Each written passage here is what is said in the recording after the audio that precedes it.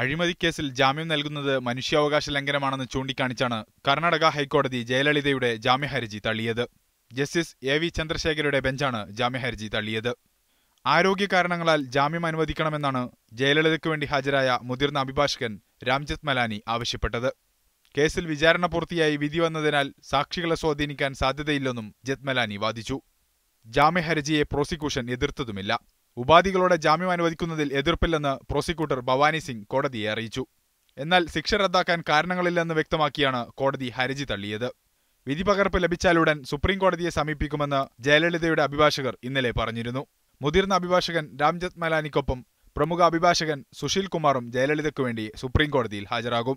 കൂട്ടുപ്രതികളായ ശശികല, സുധാകരൻ, ഇളവരശി എന്നിവരും ജാമ്യഹർജി നൽകും. അനധികൃത സ്വത്ത് സമ്പാദന കേസിൽ കുറ്റക്കാരിയെന്ന് കണ്ടെത്തിയ ജയലളിതയ്ക്ക് സെഷൻസ് കോടതി 4 വർഷത്തെ തടവും 100 കോടി പിഴയുമാണ് ശിക്ഷ വിധിച്ചത്.